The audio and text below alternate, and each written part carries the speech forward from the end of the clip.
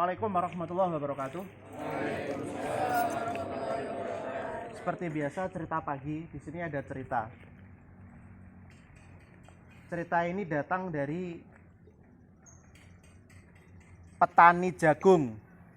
Jadi Alkisah itu ada petani jagung yang dimana jagungnya itu kalau panen mesti hasilnya paling baik, paling bagus, paling melimpah dibanding tanaman-tanaman di sekitarnya. Jadi ceritanya petani jagung ini punya jagung di tengah, hasilnya paling bagus.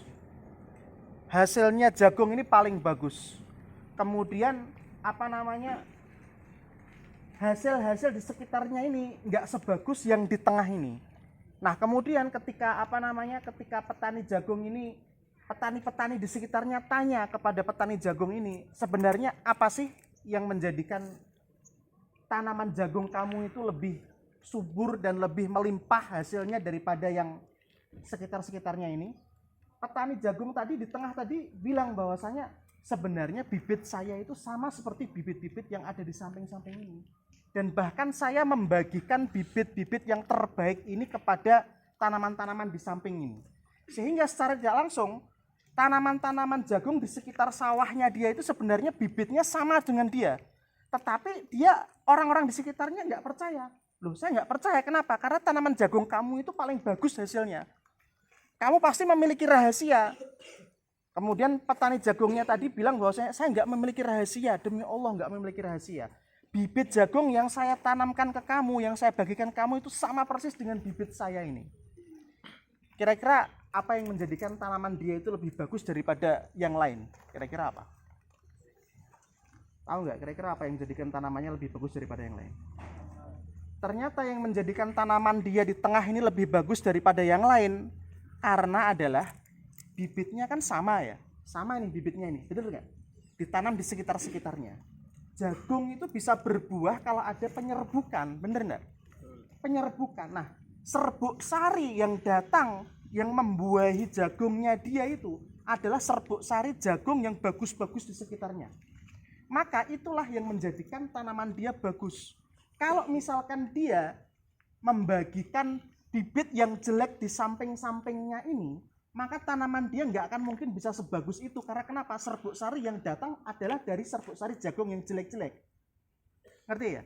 Untuk memastikan bahwa saya tanaman jagung dia itu berbuah bagus, maka yang harus dia lakukan apa?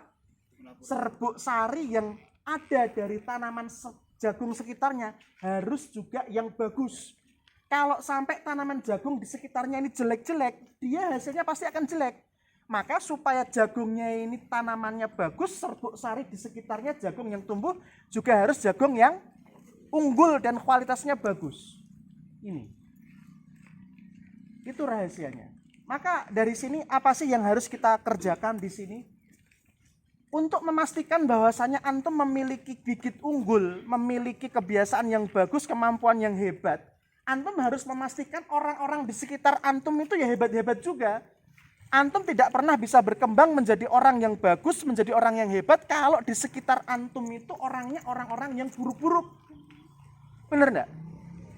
Antum pengen jadi orang pinter, pastikan orang di sekitar antum itu pinter-pinter. Antum nonton ketularan.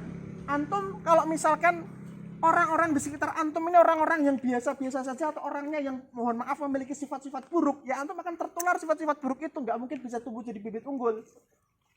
Maka yang harus kita lakukan apa? Kalau ada teman antum yang di sekitar antum memiliki sifat-sifat tercela, mungkin pembohong, pemalas, sering melanggar peraturan, dinasehati. Yang menasehati antum, bukan untuk kebahagiaan dia, bukan untuk kebaikan dia, tapi untuk kebaikan siapa?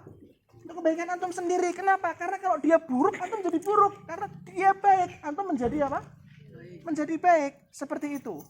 Mulai dari sekarang saya minta kalau misalkan ada orang-orang di sekitar antum, orangnya buruk-buruk dan antum tidak bisa melepaskan dia, tolong itu dia diubah, dinasehati, jangan dibiarkan. Sekali lagi kembalinya itu bukan kepada dia, tapi kembalinya kepada siapa?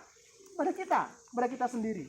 Sama seperti tanaman jagung, kalau sampai ada tanaman jagung di sekitar dia yang jelek, kira-kira dia bisa bagus nggak? Nggak bisa, karena serbuk sari itu datang dari samping-sampingnya, bukan dari dia sendiri. Gitu ya.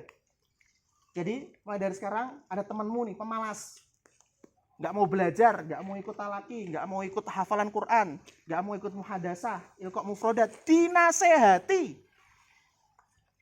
Bukan untuk kebaikan dia, tapi untuk kebaikan siapa? Diri kita. Karena kalau dia kayak gitu terus nular ke antum, serbuk sarinya itu nular. Serbuk sarinya nular. Seperti itu. Nah, begitu pula kualitas murid, kualitas antum. Selain berkembang, selain dipengaruhi oleh lingkungan-lingkungan sekitar antum, antum juga dipengaruhi oleh guru-guru di sekitar antum. Seperti pembimbing dan sebagainya.